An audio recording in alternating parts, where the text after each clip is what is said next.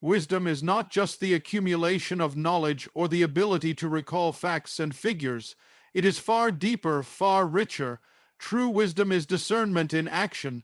It's knowing what to do, when to do it, how to do it, and most importantly, why it must be done. It's the kind of understanding that transforms a heart, a home, even a nation. When we look at the wisest woman in the Bible, we see this truth beautifully embodied. She doesn't simply offer good advice or clever strategies. She moves with grace, precision, and purpose because her heart is aligned with God's. Consider the woman of Abel in 2 Samuel 20. She isn't named in the text, but her wisdom is unforgettable. A city is under siege, tension is rising, and lives are on the line.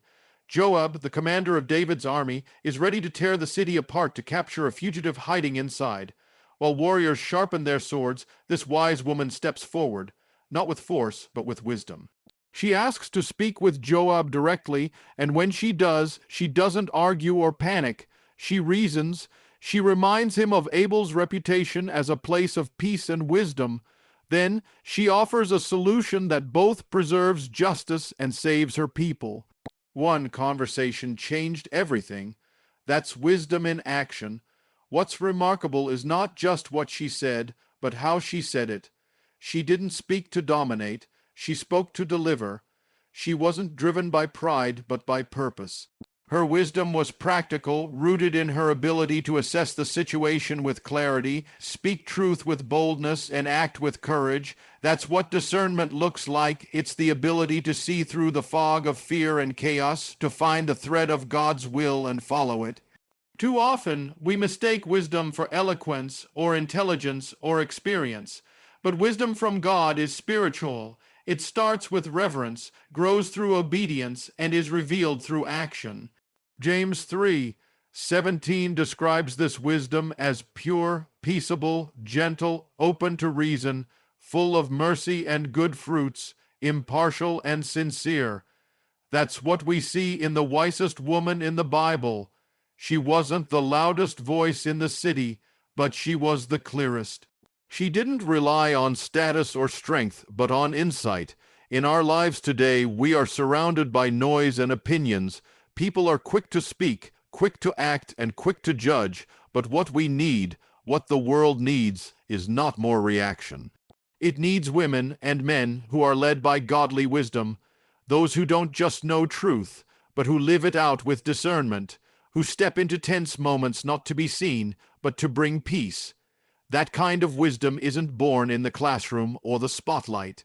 It's born in the quiet place with God, and when it shows up, it changes everything.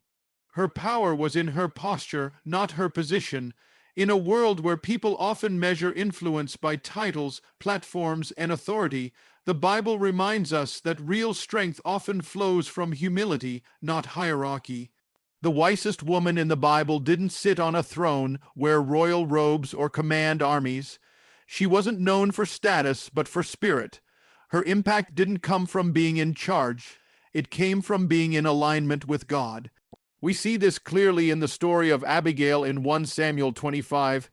She wasn't a queen, she wasn't a prophetess, and yet she displayed wisdom and courage that turned the heart of a future king. Her husband, Nabal, had insulted David, who was on the run from Saul at the time. David, furious and ready to take revenge, gathered his men and headed toward Nabal's household. Bloodshed seemed inevitable, but Abigail, hearing of what had happened, responded not with fear, but with grace. She acted swiftly, not with force, but with food and humility. She met David on the road and bowed low before him, taking responsibility for something she didn't even do. She didn't demand, she appealed. And in that moment, her posture carried more power than any sword could. Abigail's wisdom wasn't about being passive or weak. It was rooted in strength under control. She understood timing, tone, and truth. She approached David not to flatter him, but to redirect him. She reminded him of his calling, his future, and God's promise over his life. That's not just diplomacy, that's discernment. Her words stopped David in his tracks and saved her entire household. That's what happens when someone walks in spiritual authority rather than worldly power. What makes this even more profound is that Abigail didn't need a title to have influence. She wasn't trying to prove herself. She was simply being faithful in the moment God placed before her. Her posture, one of humility, wisdom, and peace, opened doors that her position never could. In the eyes of the world, she may have just been a wealthy man's wife, but in God's eyes, she was a vessel of intervention, a woman of wisdom who stepped between destruction and destiny. Today, many people believe they have to be in charge to make a difference. They think they need a platform to be heard or a position to lead, but Abigail shows us another way. You don't need to be famous to be faithful. You don't need a title to carry truth. God looks at the heart, not the resume. And when your posture is surrendered to Him, He can use you in powerful, unexpected ways. Abigail's story is a reminder that power isn't always loud, and leadership isn't always public. Sometimes the wisest voices come from those who kneel first, those who know when to speak and when to listen, those who serve instead of striving. Her strength didn't come from control, it came from character. And that is the kind of wisdom the world still needs today. She was wise because she feared God, not man. That simple truth lies at the heart of every godly woman whose wisdom shaped the course of history. Fear of God doesn't mean being afraid of Him. It means living with a deep reverence, awe, and submission to His authority. It means placing His voice above all others, even when the world demands otherwise. The wisest woman in the Bible wasn't swayed by pressure, popularity, or pride. Her heart was anchored in something eternal, not external. She lived to please God, not to impress people. The Bible tells us in Proverbs 9:10 that the fear of the Lord is the beginning of wisdom. This means that all true wisdom flows from a life that honors God above everything else. We see this clearly in the life of Esther. She lived in a palace, but she didn't let the luxury or the politics make her forget who she was or who God is.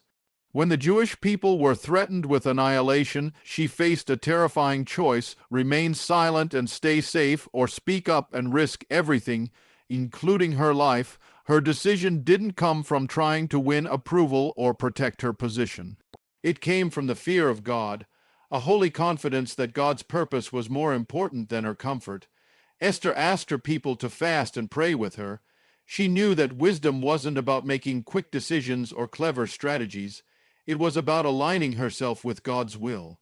When she finally stood before the king uninvited, she didn't do it recklessly.